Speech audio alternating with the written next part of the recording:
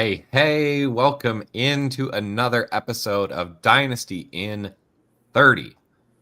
You guys, I am Willie Ryan, the fantasy philosopher, joined as always, co-host Tim. How are you doing today, Tim? I'm doing well.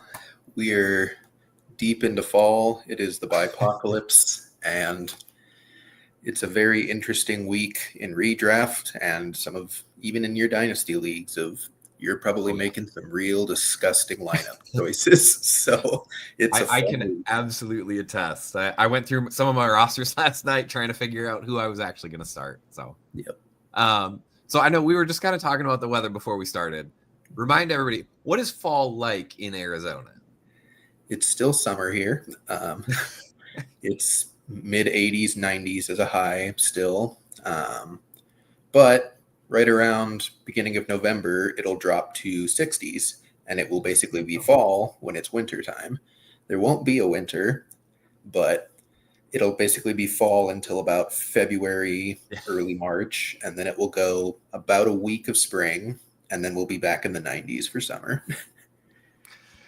Man, being in the Midwest, I cannot relate. But it is a good reminder, folks. Weather matters. Keep an eye on where all of these games are being played as you're setting your lineups. Even in Dynasty, you still have to make these decisions. So I know we kind of had 2 weeks ago. It was the weather game with was it the Browns and Dolphins, right? That was last week. That was just last week? Yep. All right. This is the week that Quinshon Judkins isn't going to do well. Yeah. See, I'm already I've been in my projections way too deep. So I've already just locked it into my memory as this is going to happen. Yep. So I guess before we get going, just reminder to everybody out there, we do have a ton of other content available. Tim, I know you're putting out written content for DraftKings. Have we seen the value article yet this week? Yep, that just dropped this morning, I believe. There it is. All right. So if you have not had a chance to see that, as myself, go out, make sure you check that out today. In addition to DFS stuff, we'll also have weekly articles on waiver wire targets. Usually we'll get a good number throughout, kind of stacked with all the positions there. So kind of anything you need, check that article out on the weekly. Other than that, we've got a ton of live shows too, you guys. Literally every day of the week, we've got something going on. So tomorrow morning, you'll get your last minute fantasy football advice before the kickoffs. Mondays, cold brews and hot takes. You're going to get some spicy takes. I can guarantee it with some of the players that are going to have to play this week. Tuesday is priority waivers. So you get the live show, essentially version of the information that's going to come out. Wednesday, we do have 2 shows. So one earlier in the day, you can catch the start sit showdown. If you're trying to set those lineups, it definitely helps. And then later in the evening, the fantasy rankings report that kind of takes a data-driven approach there, kind of looking through where people are ranked throughout the expert community, see kind of who may be a bit of a surprise and who people are pretty solid on. So Thursday, we've got our DFS slate overview. That's called Get Tilted, which, honestly, I don't know if I like that name of the show because I feel like after you take the advice, you're probably not getting tilted. You're probably just counting the winnings. I gave a lineup that would tilt a lot of people on Thursday. So, hey, it's out there. We've got the receipts. And then Friday, of course, we'd have the IDP show, which brings you back to today with us. As always, every Saturday, you've got Dynasty in 30 with Tim and I. Tim, today, big thing I really want to talk about. I call it the last man standing approach. This time of year, when you're trying to figure out what to do weekly with waivers, you've got those spaces at the end of your dynasty rosters that I don't know about you, but I'm rostering Zamir White, who I think hasn't been active for 3 games. So, we know we've all got these spots at the end of the bench. Here's what I like to do is about this point in the season, go out. There's a website that I don't know how they pronounce it, but I call it Spotrac or Spotrac. Spotrac. Okay. So they track all of the contracts for all of the players in the league, which can be really, really helpful when you realize all of these players that we are relying on week in, week out are employed by teams. The teams tell you a lot about how they feel about players, how they sign their contracts. Like what kind of money are they paying people? Is it guaranteed money, or did they just give the player a big number that they aren't actually going to have to pay? Yeah.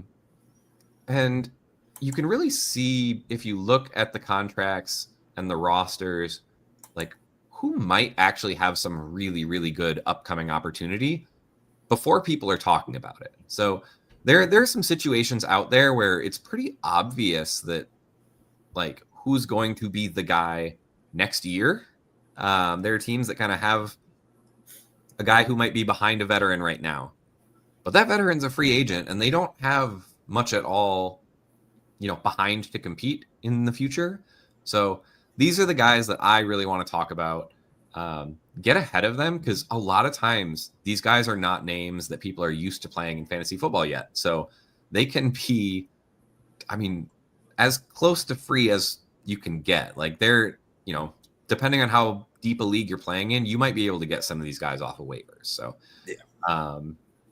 in my mind, it's a super worthwhile exercise. I have hit on a lot of, I think, anecdotally speaking, it feels like I hit a lot of running backs. Teams like to kind of try out their running back, see what they've got.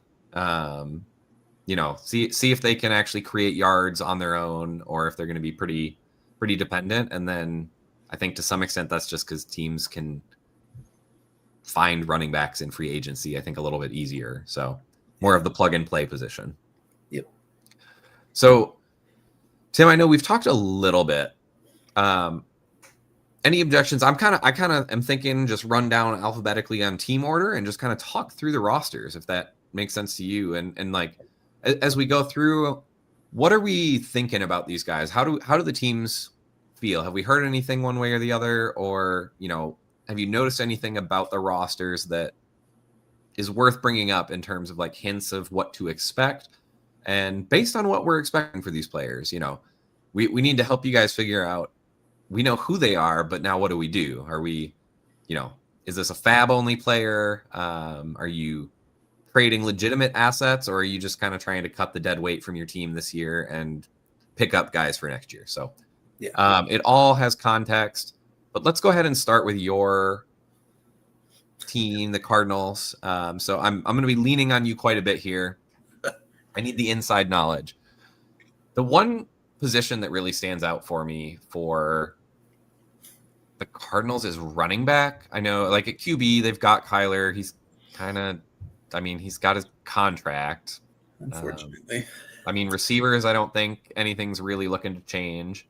What is it? Zay Jones and Dortch will be free agents, but yeah, we need upgrades there, but there's not really. Yeah, I would say they're third and fourth options already anyway. Yeah. Even at the wide receiver position, probably further behind even other positions. And then Trey McBride's locked up until 2030. So, yep. At running back, though, my impression coming into the season was that they really, really like James Conner. He's been a good guy for them. They like his leadership. Anything that you would dispute there? Is that legitimate? No, he's kind of seen as the leader of the offense, which, isn't ideal considering he doesn't play quarterback. But yeah, he's the vocal leader. He's the veteran. He's just been good ever since he's been here. He's arguably been better here than he was in Pittsburgh. And, when they drafted Trey Benson last year, we kind of were expecting, Connor's in the last year of his deal. They're just going to let him walk. This is the heir apparent. And then they re-signed him to a 2-year deal. He is done for the year. He's on the wrong side of 30. But I don't necessarily think that even if Benson comes back off IR and plays well, that he's just going to have the job going into next year. I think it's probably going to be some type of 50-50, 60-40 split one way or the other. They still don't seem overly keen in playing Benson on passing down work. I don't, again, really think that would change. I think that would probably just stay with Connor, regardless of how much rushing Benson gets. So, unfortunately, I think Benson probably is only going to have the last year of his rookie deal without Connor. Okay. 2 years So, from now. yeah, I think I guess my hopium that I was on with this is, potentially one, James Conner, he is on the wrong side of 30. So we're getting to the point, the body just doesn't heal as quickly as you would like it sometimes. I can personally attest to that. But like, if he doesn't come back healthy, I was looking at his contract, and I think he theoretically could be a cut candidate. So He for could. 2026, I was looking at Spot Track, and yeah, so it's showing. I mean, they could have like $8 million in savings, and really only have like a little over 2 million for a cap hit, which not too bad. But if they love him, if he's at all healthy, they wouldn't do that, right? If the entire regime gets fired and they hit the reset button in the offseason, then I could see it.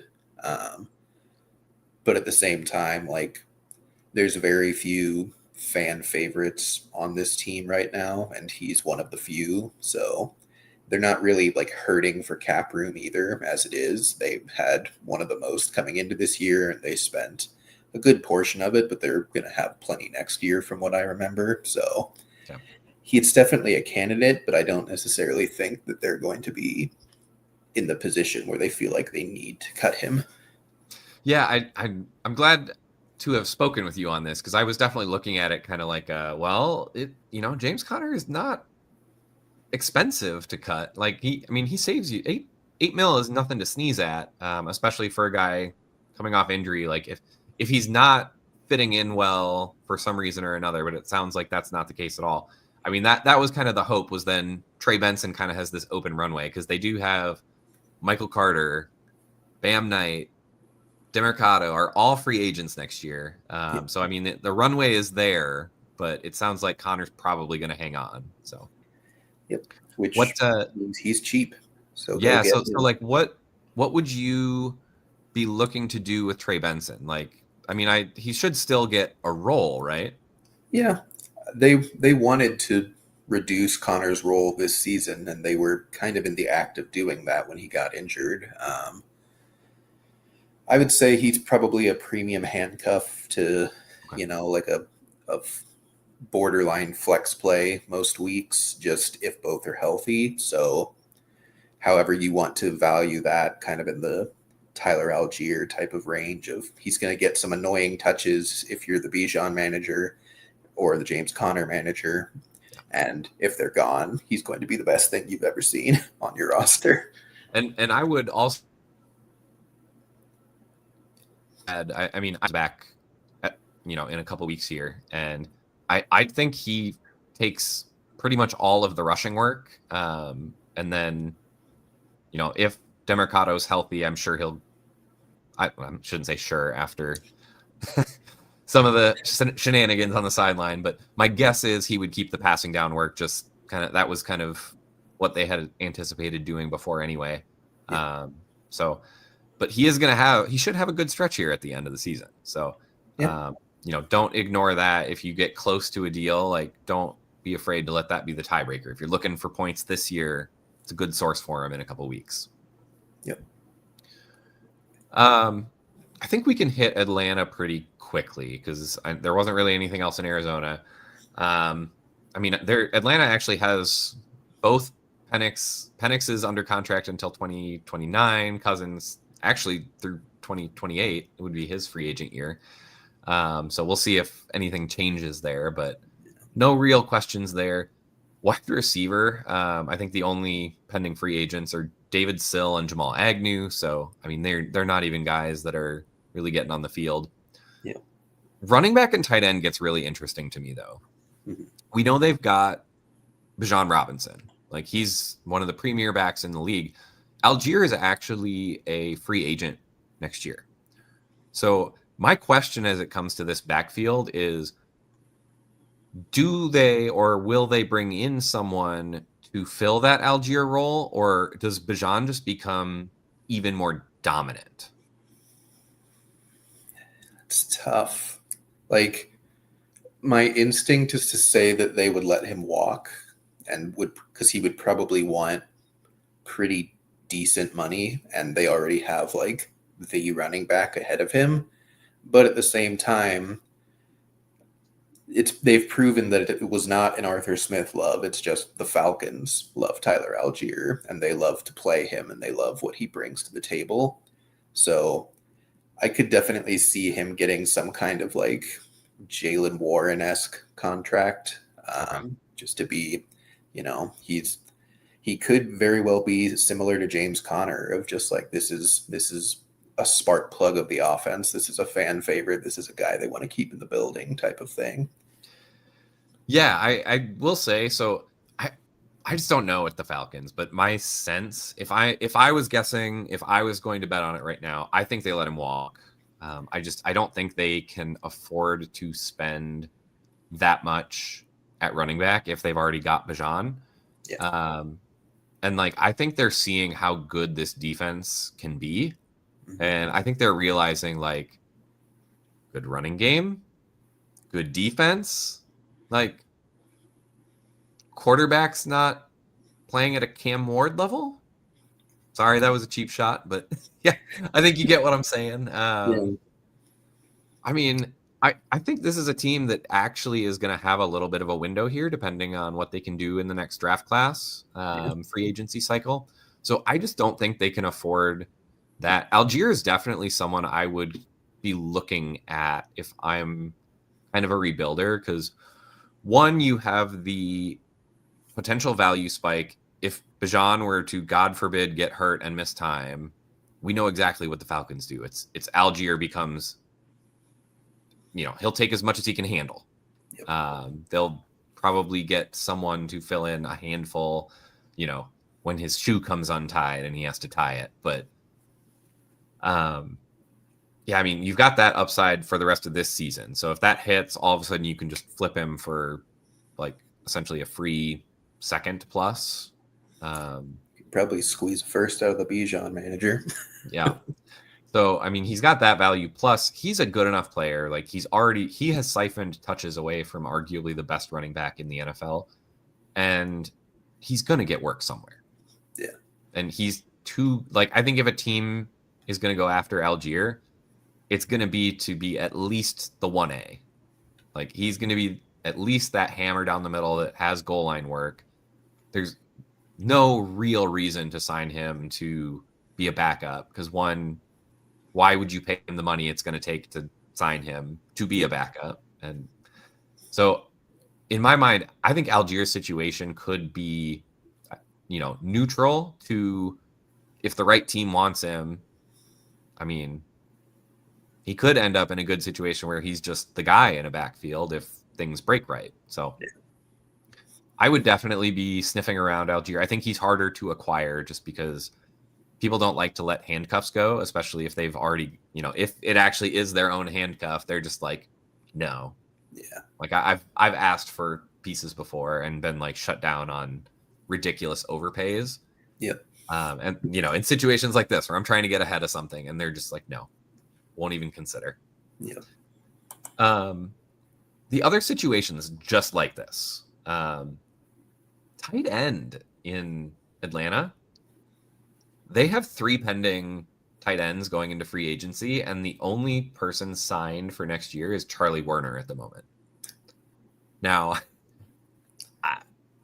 I haven't seen Charlie Werner do much, so I don't know that there's anything here, but yeah, if I have one of those rosters that just like has an open bench spot, maybe it would have to be a real deep league for me. Yeah. I mean, legitimately, I do have some where I'm like, I click to look at what QBs are available, and literally, it doesn't even have like Blake legitimate Sims backups. option. Yep.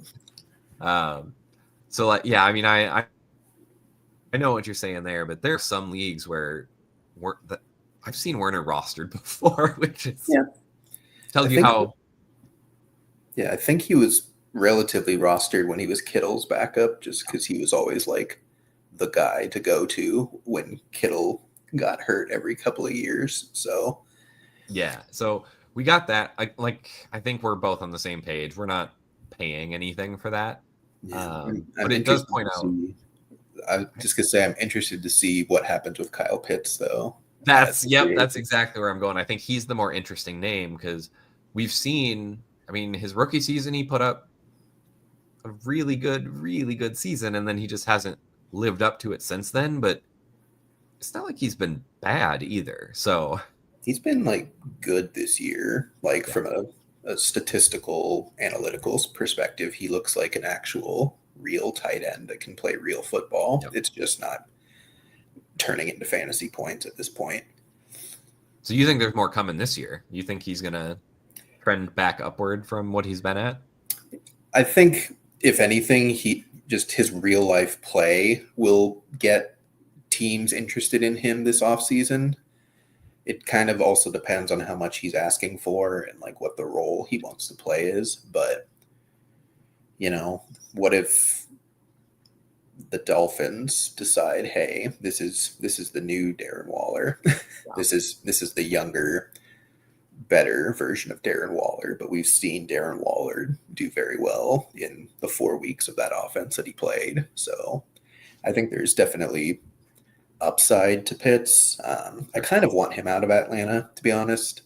I don't think that organization has really handled his development and his playing time very well. So it's somewhat similar to Johnny Smith, where it was just like you could see the talent, you could see the athleticism, and it just didn't work Yeah. to start his career. And then one day it just clicked. Yeah, it's tough. I don't want to call him a bust because again, he's been playable for fantasy. It just because of how highly he was thought of as a prospect, I think it's been Yeah. pretty tough. So yeah, I'm with you there. I think Pitts and Benson, the free agents, are actually more interesting to me than Charlie Warner coming up and getting an opportunity. So Yeah.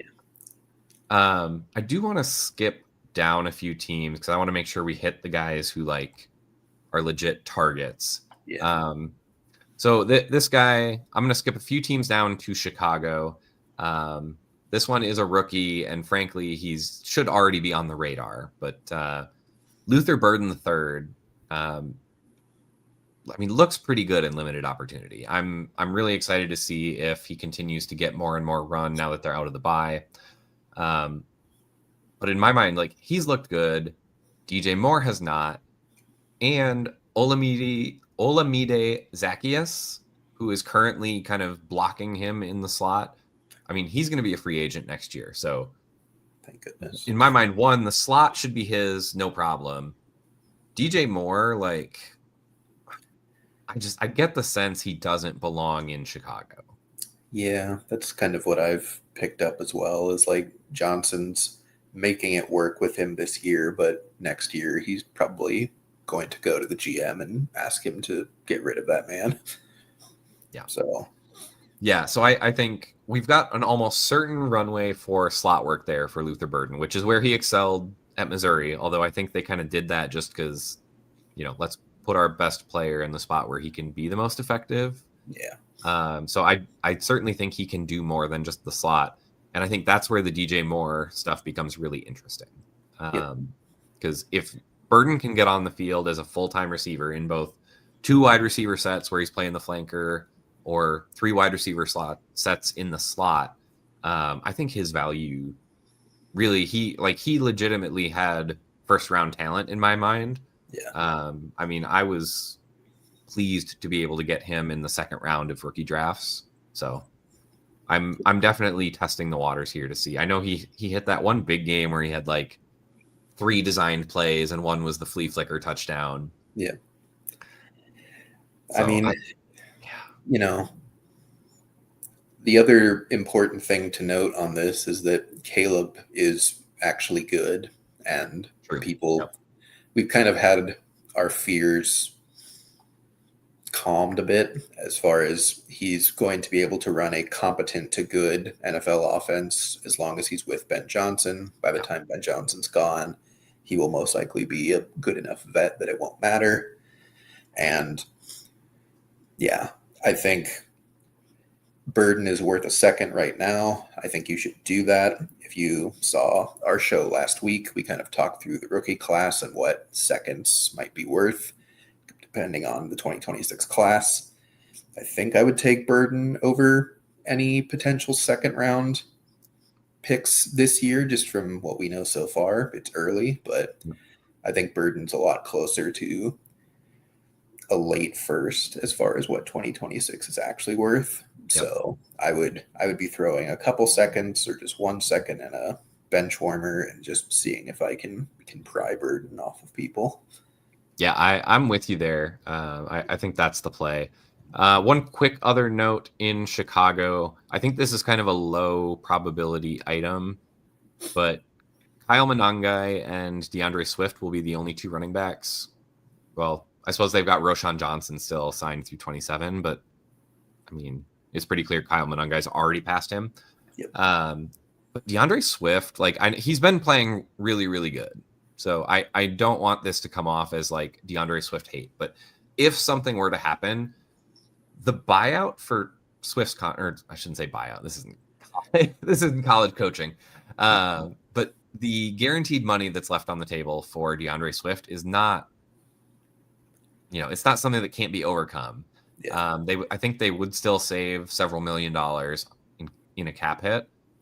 So if Swift slows down, Kyle Monangai's looked like he's got the juice. Seems to be on Ben Johnson's good side. So there's some significant upside with Monangai compared to his current valuation, I think. If you're looking for options, he's another guy I would try and get on my team. I don't know that I'm going to try and rely on him for consistent points this year, but worth poking around at. Definitely. Really quick, I think this one, again, is pretty obvious. I'm going to move over to Cleveland for a second. Another rookie, tight end Harold Fannin Jr. I've been banging the drum for him all season, but Njoku is set to be a free agent. So next year, regardless of what happens this year at the deadline, Fannin is going to be the tight end in Cleveland. Absolutely worth market price right now. I legitimately would have 100% exposure to Fannin in my portfolio, but I have some leagues where I have some friends in them that knew how high I was on Fannin. So I think it's 100% across my portfolio where either I have him or one of my friends has him. It's not a situation where I'm not willing to pay the market price right now. Yep. And that quarterback situation is completely up in the air. They have two rookies that they don't seem particularly enthused in either of. They got rid of Flacco. They got rid of Kenny Pickett. They have multiple first-round picks from the Travis Hunter trade. They are probably going to be in the market for a quarterback in the first round if they have a fancy that's tickled by any of these prospects. So his quarterback situation could improve as well. Yeah, I was just saying that's a good, it's funny because you talk about they've got these rookies that they don't really like, and it's usually that'd be a bad thing, but in the context of it can't really get any worse. So and they didn't pay a lot for these rookies. More importantly, they had a first round rookie like a Bryce Young, then we'd be in trouble. But that's really all I've got. Cleveland. Dallas, the running back situation is one to monitor, but I don't see anything that really looks all that promising.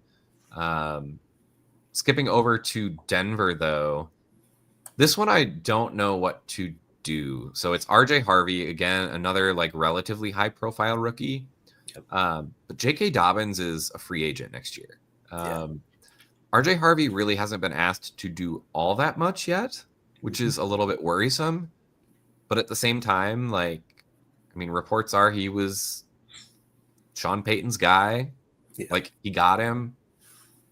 Is this a situation where they're just using J.K. Dobbins until they don't have him so that they're saving their I mean, he is a 24-year-old rookie. Maybe they're worried about tread on the tires already.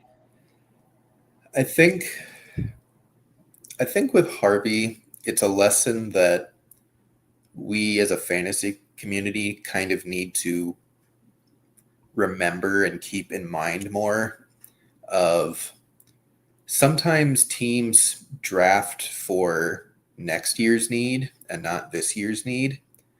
And I think Harvey may have been that selection for them of they were confident that they could do whatever they needed to do at running back this season, either with the players they had. Obviously, they picked up Dobbins pretty soon after the draft.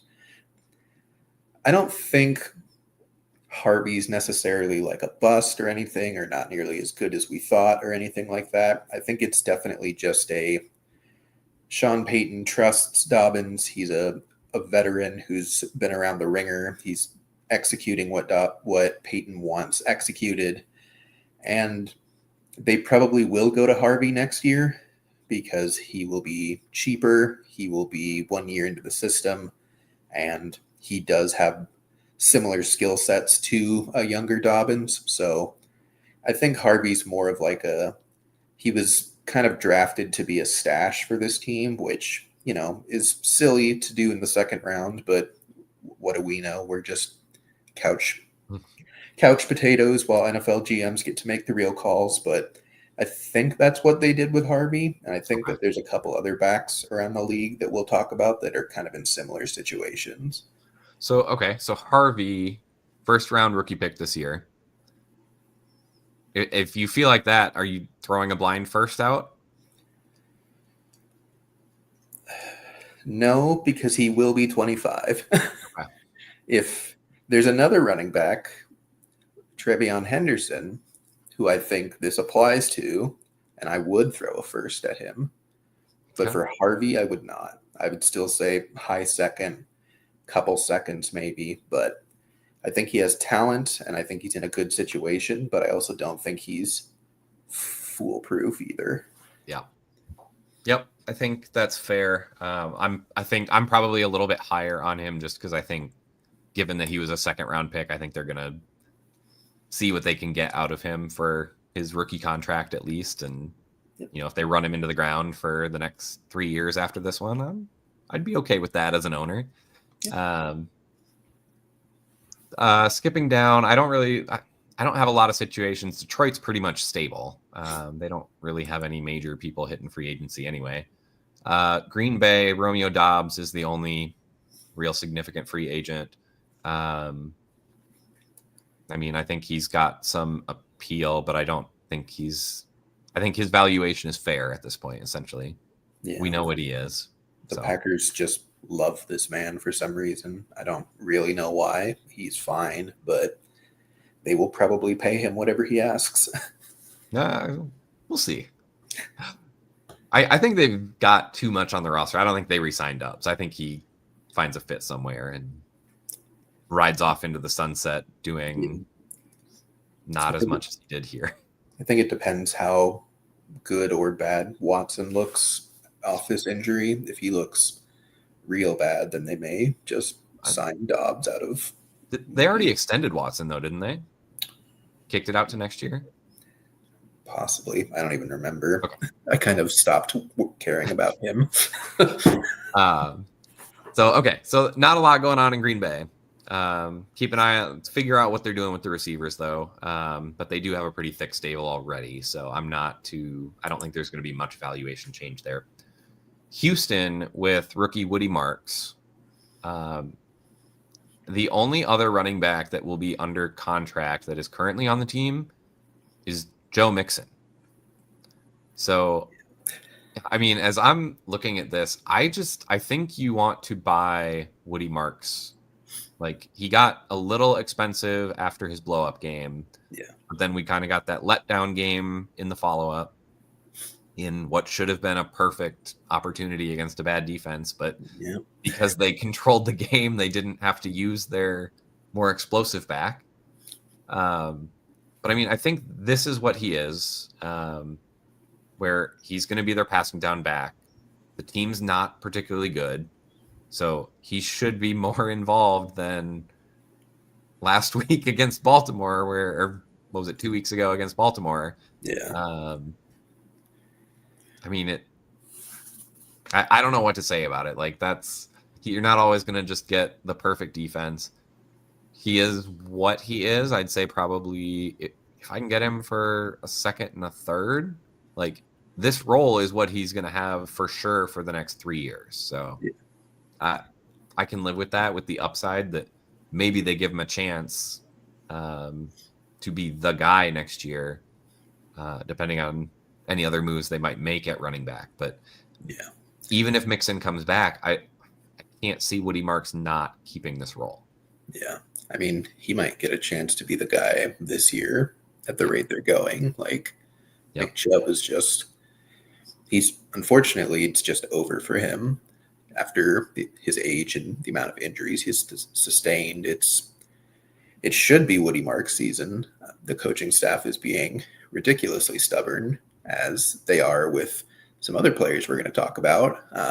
But at some point, I think Houston's just going to not be in. They're going to realize that they have no shot at playoffs this year, and they're just going to play their young guys. And that could happen in the next couple weeks. That may not be till week 13, 14, but he will be someone you want at the end of the season, I think. And so if you have a team that's in the playoff hunt now and you don't want to go all in to get a piece, I think he's worth dangling your second for to try and get a piece for that end run. Yeah, I think if we switch over to the wide receiver room in Houston as well with the Texans, I will say I'm more interested in Jalen Noel. I think just with the deployment that we've seen with Jaden Higgins, he's definitely been more on the outside, which I think we kind of expected heading into the season based on his profile.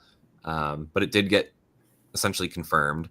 So if Nico Collins is signed until 28 and Hutchinson is signed until 27, I don't see a big opportunity for Higgins there. Like, maybe he passes Hutchinson and can play in the two wide receiver sets there. But I mean, Jalen Noel, like, Christian Kirk's a free agent next year. He's already popped in Christian Kirk's absence. He's going to get another shot here this week. I think he was already a pretty good prospect. So the fact that we're seeing it when he does get the opportunity, I mean, I don't see any competition for Jalen Noel's slot role next year. Any concerns? Unless Tank Dell can make a full recovery. Because I do think that Tank is more talented than Higgins or Noel by a long shot, but he's had 2 catastrophic leg injuries in back-to-back seasons, so there's no telling whatsoever if he'll be even a shade of what he was. But I think that's still a gamble worth taking on Noel. He's looked better than Higgins. I don't think Higgins has looked bad. I don't think he's really gotten that much opportunity to play, to be honest. Which there could be something said that he can't beat out Hutchinson, who has done nothing for fantasy and will never do anything for fantasy. But yeah, I like Noel. I kind of always liked him better as a prospect than Higgins. He was someone that I was very high on and would have been incredibly high on if it was just him that was drafted to Houston. But then they took Higgins first, and it was like, well, this is very convoluted now. It's not the story we would have written as fantasy analysts, but I think I would for sure be throwing a second at Noel. I think I'm happy to pay that. I think that's probably about market. Does that strike you as off? If you have like the 201, probably not, but 204 and later, or like somewhere in that projection range, I think is totally fine to take a shot at someone that you have seen the flashes of talent versus maybe this person. I think that's kind of the point I wanted to get out is like in my mind, we've already seen he was a second round pick. Wasn't he? He was, I think. 3rd round. Was he? Oh, okay. I'm mixing up my rookie wide receivers that haven't been huge deals yet. I think, but yeah. So I'm happy to even pay that premium. I think once you see it, because I think that's part of you're projecting what rookies could be. So once you see someone kind of on the top end of their projection, or at least top half of their projection, like it just removes so much of the uncertainty. Like I'm not scared to throw a pick like that at a player like Noel. Indianapolis, I think the only quick note I have is I think Josh Downs has some upside compared to what he is right now. Yeah. With Alec Pierce is going to be a free agent. That's they don't play the same position. Downs has been almost exclusively in the slot. So my biggest question becomes, with Pierce out of the equation, would Downs take some of that two wide receiver set work, or would they fill in Doolin and Mitchell like they have this year, even though they're not as talented players? So they'd probably do that, or they would draft someone else or sign someone else, and Downs will just be a permanent slot, would be my guess. Yep. But I don't mind paying market there. I think that's there's a non-zero chance that his role could grow there. I didn't talk about this earlier, but it's the same situation that I am hoping for with Jayden Reed of like, please get out of that full-time slot. Let him play some of the outside receiver, and like actually get him on the field. But Green Bay thinks they have 4 wide receiver ones, 5 now. Who knows? So Jacksonville has an interesting one, and the theme you're going to see here, guys, it's rookies. There's a lot of rookies here because teams, like we were talking about earlier, they draft for their future. So Bashal Tutin, rookie running back, and LaQuint Allen also, a little bit deeper name that hasn't gotten the what's the word, the fanfare that Tutin has gotten. I think the odds are that Tutin would get the first shot to kind of lead this backfield. I think that's why they drafted him. They're letting him split some work with ETN at the moment. So, I think Tutin's one of those guys. I don't know that you're really getting a bargain, though, because I feel like there's been so much hype that the people that have him paid a pretty penny for him. And in my experience, fantasy managers are very averse to taking a loss. Yeah.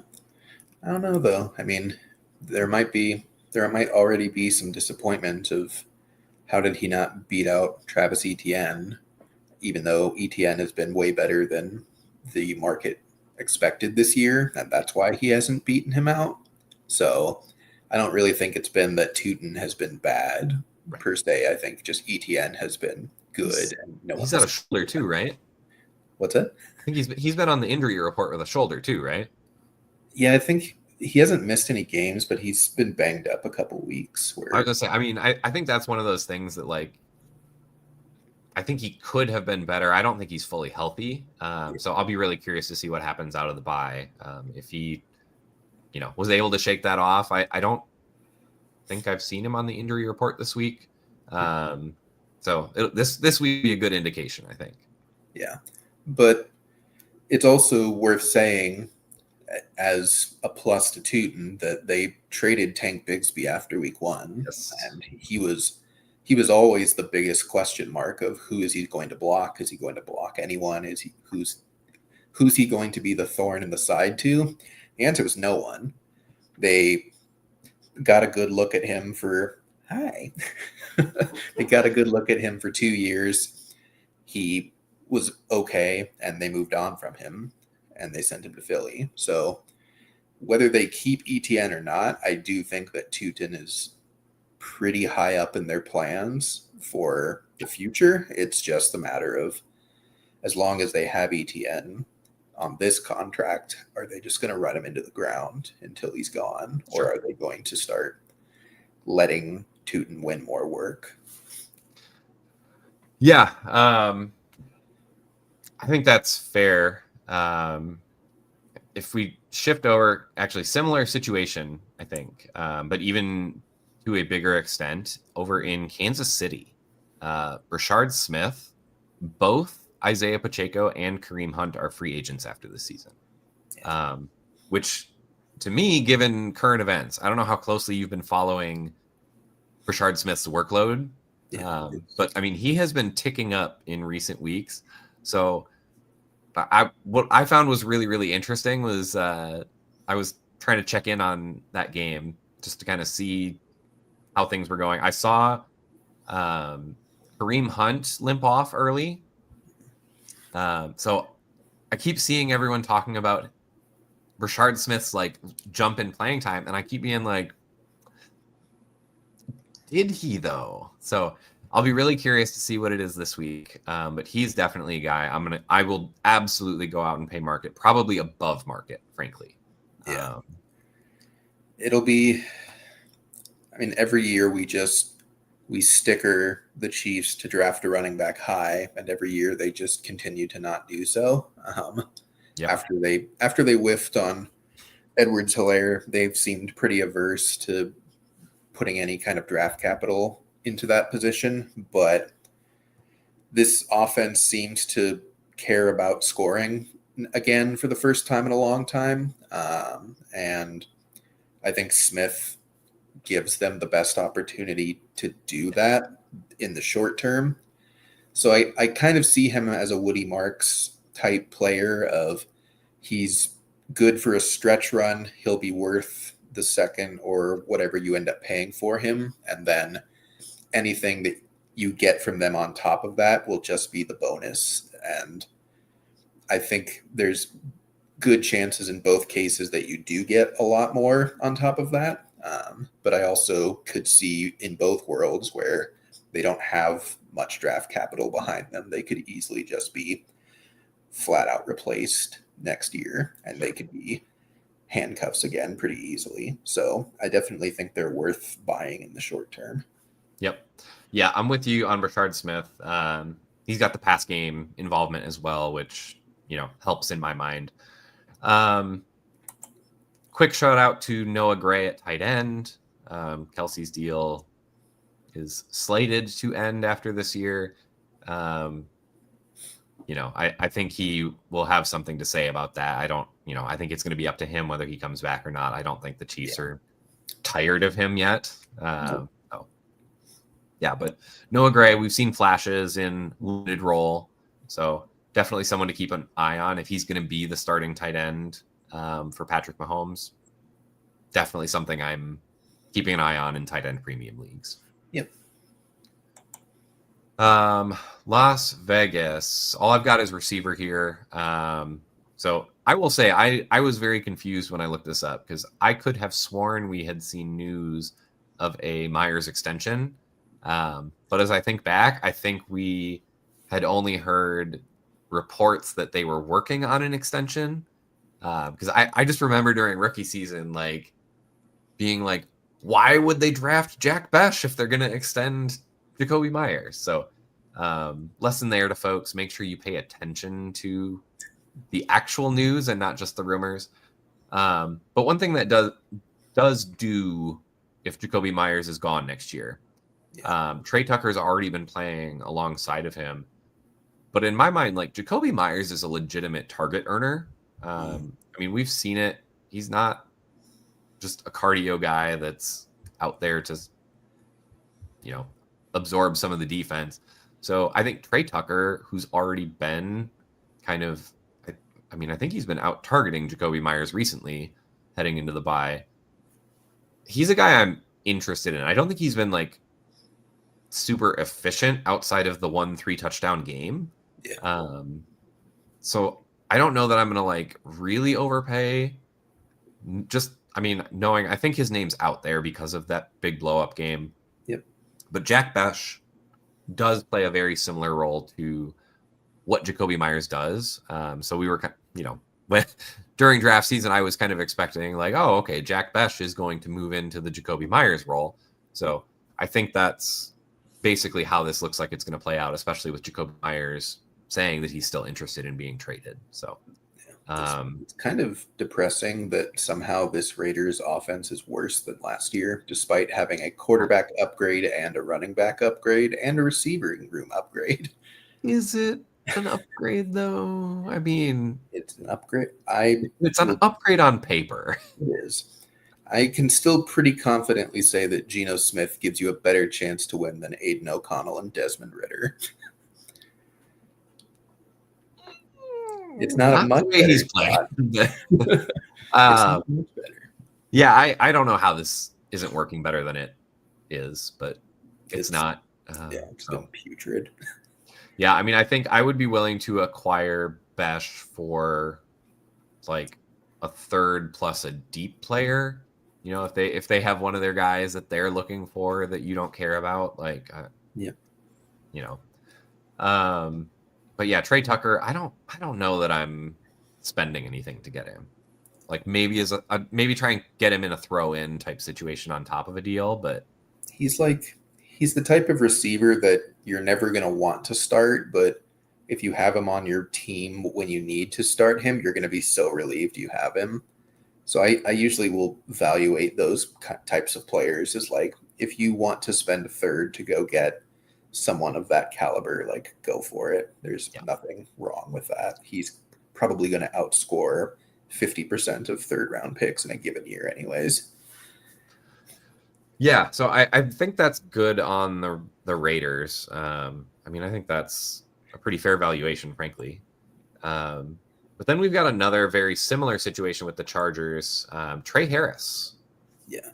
Drafted, with decent draft capital, not going to blow anyone's socks off, but high enough that, they wanted him. Then they go and bring back Keenan Allen, who have, when it happened, I was like, well, okay, that doesn't matter because Keenan Allen plays in the slot. And then the Chiefs said, no, Keenan Allen plays outside. So Trey Harris has had some trouble getting on the field so far. But he's another one of those guys that, like, I'm not really concerned about at all. I think it's just circumstance of who's around him. So in my mind, when Keenan Allen walks in free agency next year, or retirement, whatever you want to call it, like, it's Trey Harris's job. It was interesting in training camp with Keandre Lambert-Smith kind of like jumped ahead early. Yeah. But I think we've kind of seen the last few weeks, like, Trey Harris is legitimately getting on the field. So, yeah. I will say the emergence of Oronde Gadsden gives me great pause to Trey Harris's upside. They don't, obviously one's a tight end, but he has rendered QJ basically useless, and Keenan Allen has been just kind of average as Gadsden has been doing this, and it's basically just been Ladd and Gadsden every week. And this is with a ridiculously high pass rate, which will come down when they have any running back with life and any offensive line that can actually stay healthy. So it gives me pause. It's not going to block me from thinking about Trey Harris, but I do start to wonder if this could just be like a ring around the rosy of someone's going to get 25 this week. We have no idea who. Good luck. So do you want some like ups, the upswing, the positive side of that? Absolutely. I'm actually not surprised that Quentin Johnston hasn't really done anything over the last couple of weeks. I think because he was coming off the injury. So everyone is associating Quentin Johnston's downfall with Oronde Gadsden, but I think it's just circumstance. Great on Gadsden. Like, what he's doing is spectacular, period. I don't think it's really having all that much of an impact on Quentin Johnston. I think it's really been Quentin Johnston was coming back from the injury. I think, if I'm remembering right, 2 weeks ago, he had few yards but scored. And then this week was a blank. Yeah. So I would say the Chargers were not expected to target their outside receivers this week. Minnesota actually funnels things. Well, one, they're a run funnel defense just because you've got blanking on the defensive coordinator's name, but those blitz packages. Yeah. So you got that, and then in addition, they don't allow a lot of targets outside. It's like into the slot, into inline tight end outlets. And that was really, we knew, well, not we didn't know, but there was strong suspicion that it was going to be a Ladd and a Rondé Gadsden game already. So we just kind of got confirmation of that. I mean, Keenan Allen only had, 40 yards? Yeah. So like it's not like an outside receiver went off and the other one didn't. It was just, I think it was just not part of the game plan to attack him out there. So I'm actually happy with Quentin Johnston. And in my mind, like this offense is just getting loaded. Like Justin Herbert, you're going to get Omarion Hampton back. I mean, next year it's going to be Ladd McConkey probably in the slot with Trey Harris out wide and Quentin Johnston and as the flanker. You've got Rondé Gadsden running routes from inline in the slot sometimes. Like that's a nasty offense. It is. It's hard to play people for fantasy though when you've got, we were all over the Bears this year of just they've got so many pieces. We want to play all of them. The answer is you only want to play Rome because he's the only one who ends up earning consistent targets. And that's not to say that it will happen to the Chargers, but there's a very good chance where you're just playing musical chairs every week of someone's going to get 20. I don't know who. Yep. Trey Harris is at least talented and he has draft capital, so he's definitely worth targeting, but it will probably not be a fun ride for fantasy unless he just flat out becomes the alpha out of nowhere. Fair.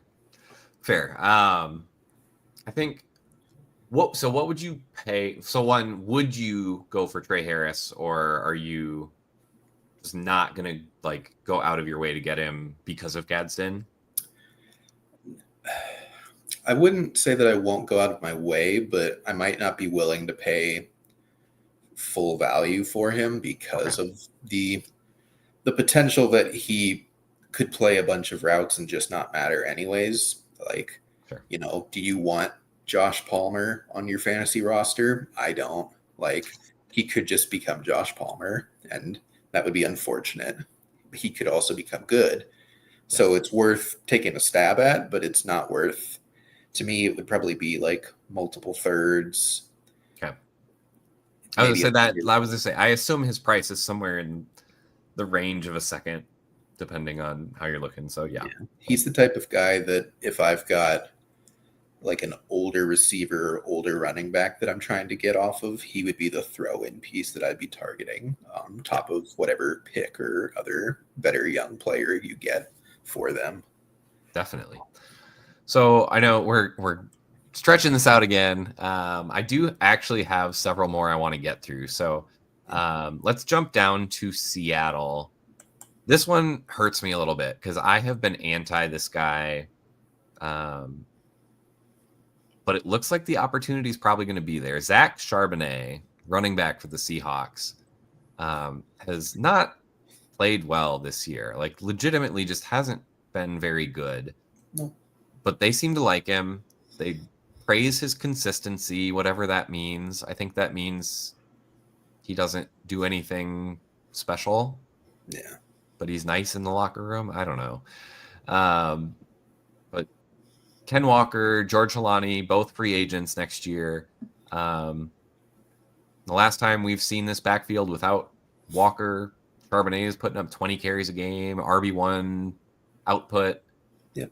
I don't know that there's really any trick here. I would probably be adding in Charbonnet anywhere I can on deals, just as like a guy to have. He's one of those guys that's kind of like that handcuff that can be tough to get. And he's got a little bit of a role, which makes it interesting this year. Yeah. But definitely worth exploring. If you're doing bigger deals, I would look at adding Charbonnet in there if it's on the same team.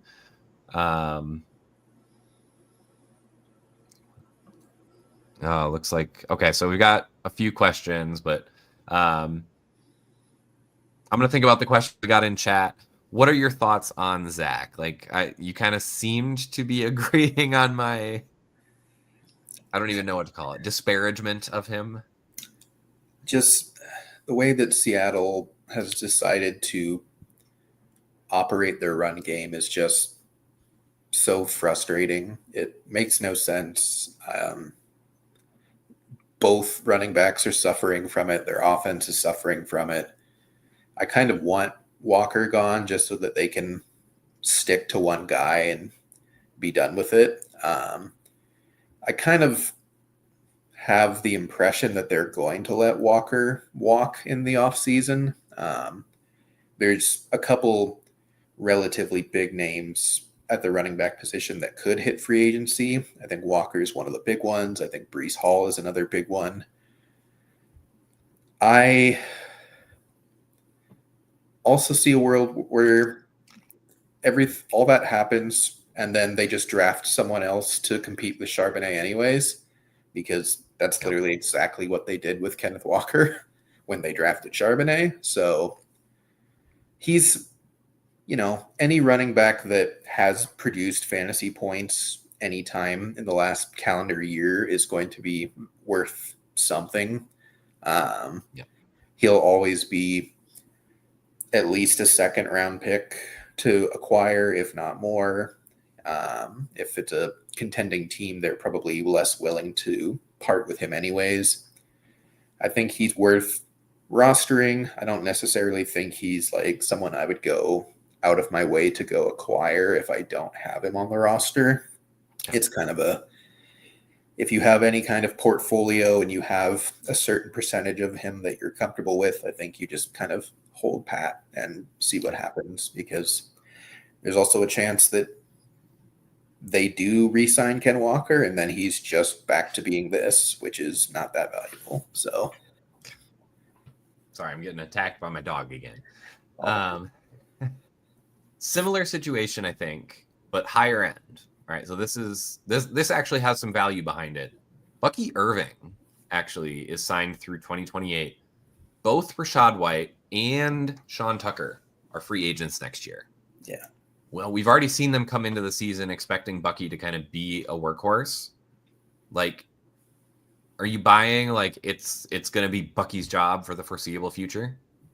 Yeah, I think this entire season for Tampa has just kind of gone off the rails injury-wise. I imagine next week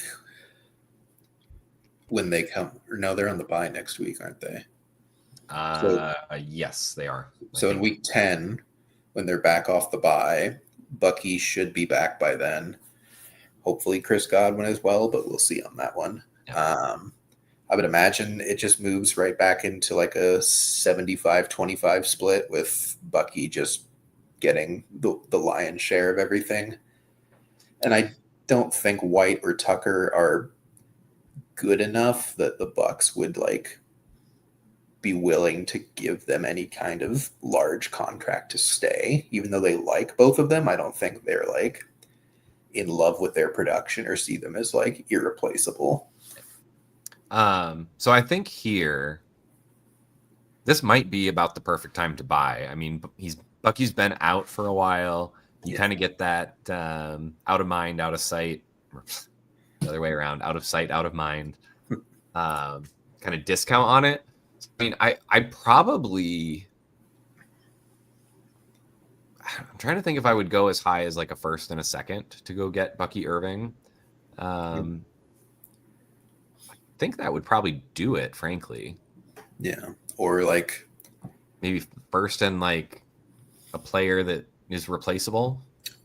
Or would you quote unquote down tier for this year's production to get younger and go to Bucky? Would you do Josh Jacobs for Bucky?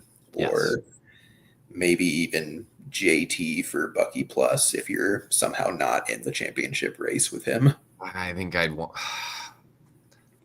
God, that Indy offense looks so good now. I think I would hold JT and just build around Christian McCaffrey. That's tough. Like, I think I'd probably make the wrong call and sell Christian McCaffrey there for Bucky plus. I just don't think he can hold up to this workload. Somehow he is so far. Here's the thing. I think you get most of this year.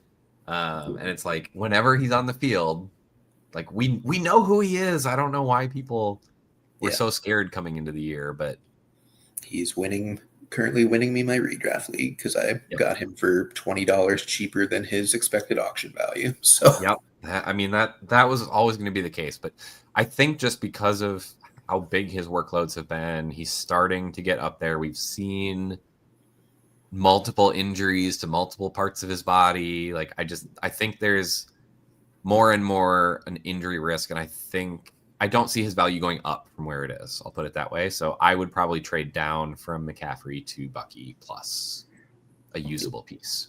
Yep. Obviously, if you're competing for a championship, do not do this. Keep Yes. CMC. But if I mean, you're to be fair, depending on what the plus is, like yeah, I mean, we obviously wait until Bucky's back, but when Bucky's coming back, like I don't.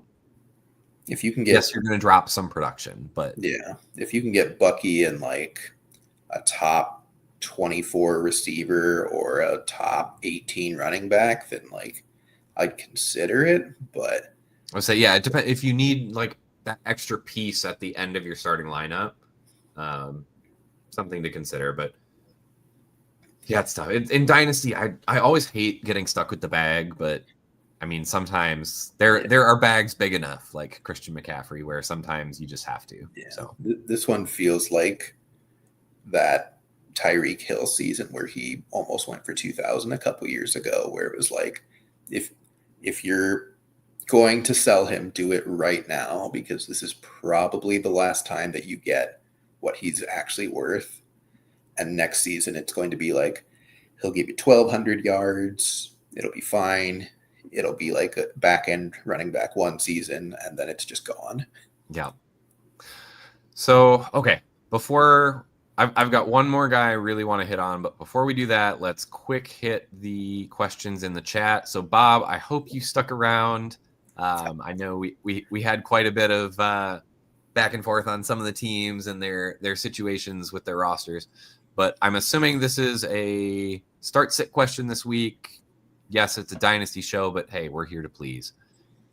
Jennings or Swift dubs in my flex PPR? Swift pretty easily for me. That Ravens defense is still and they're supposed to be in a good games now without Lamar. I think I think I would go Swift there. Yep.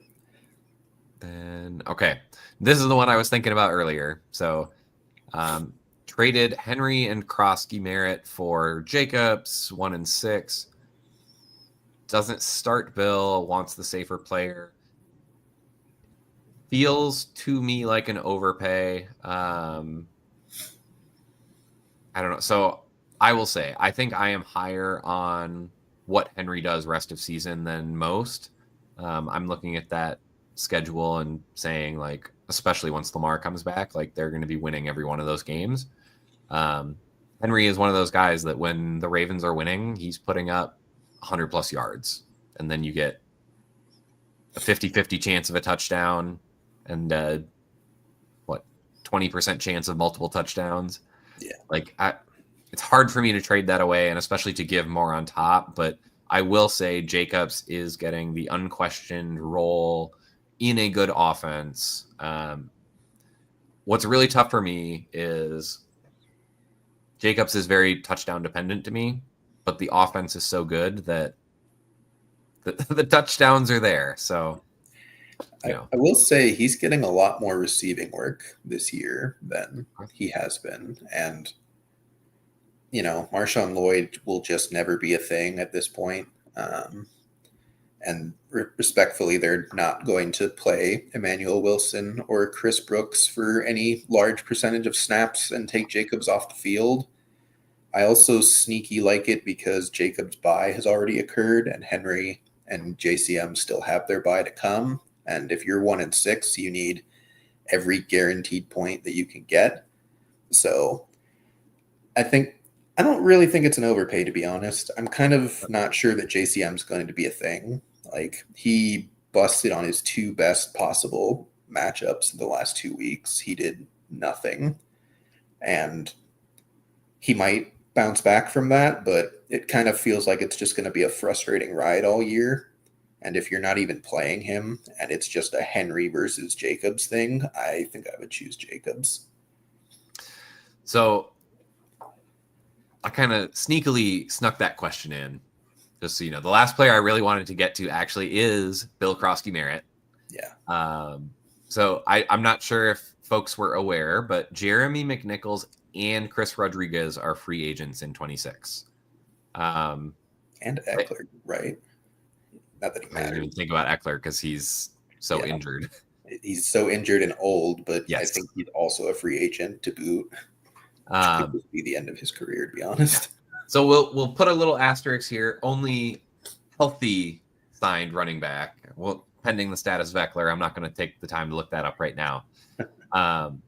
But I think this is a situation where they really might check what they have down the stretch if they don't end up in position for the playoffs. And I mean, with Jaden Daniels has been banged up. Like, I think, they're okay now, but they're in the division with the Eagles and the Giants and the Cowboys offense. So, it could be a situation where they aren't in position down the stretch. And I think we could see Krosky-Merritt get, a 20 carry workload just to see if he can handle it for the next year. Yeah. What's frustrating is that they already did, and he showed that he could do it. And then they stopped the last couple of weeks and decided to give him like 8 carries instead. And obviously he did nothing on them.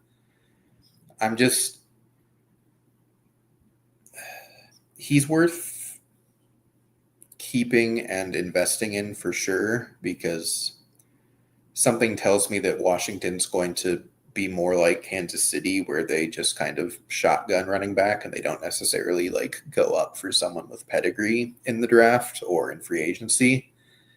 And he's certainly more talented than McNichols or C-Rod by a lot.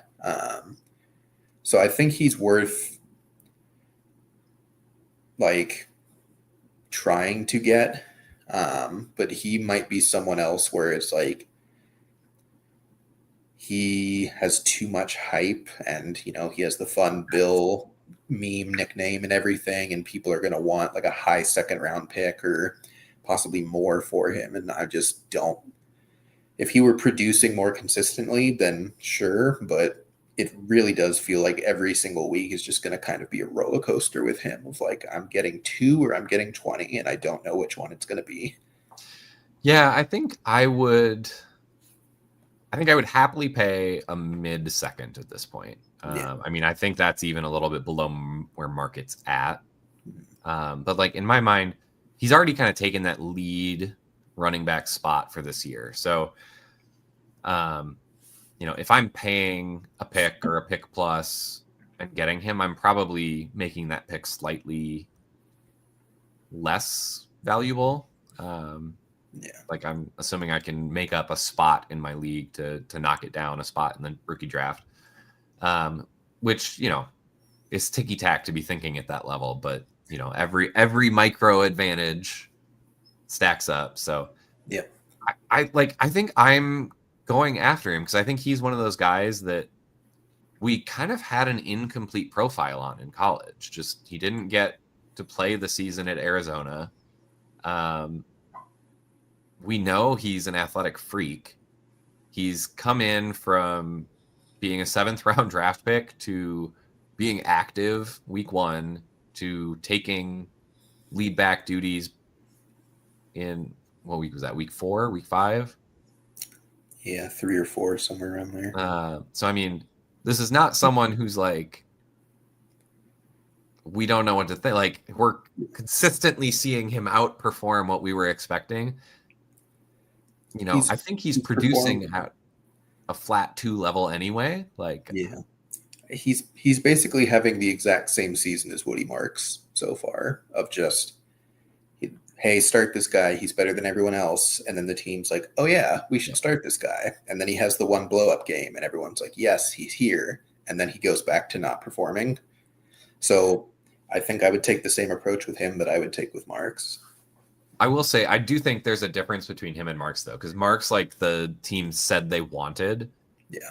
Ja'Cory Krosky-Merritt has gone from like, who is this guy? We grabbed him in the set. He was like on the top of our list in the 7th round, right? Yeah.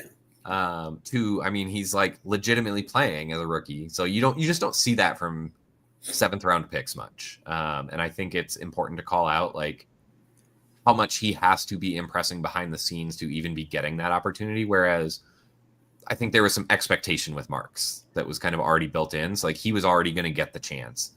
JCM, in my mind, has done more to earn it. So his is a little bit more impressive. And in my mind, I think there's more open runway with Krosky-Merritt just because you can use Jaden Daniels as a second running back, essentially. Yeah. So like you can take Krosky-Merritt off the field and just run a designed QB run to continue with the run game. Whereas with, Woody Marks, even if you tried to give him the job, like he's going to need someone else to take some carries from. CJ Stroud's not going to be a huge part of the run game. So, yeah. It's almost like we said that this was a really deep running class that you should invest in. Like, yep. JCM, Kyle Monangai, Rashard Smith, even people like Woody Marks. Like, we haven't even seen Tootin really hit yet. So, and we haven't seen Trevion Henderson hit yet for reasons unknown. All right. Well, we have chewed your ears off long enough. I hope that this conversation has been helpful. It's an exercise I do go through every year. If anyone has questions about players like this, situations like this, I am always up for it. You can find me on Blue Sky at FF Philosopher.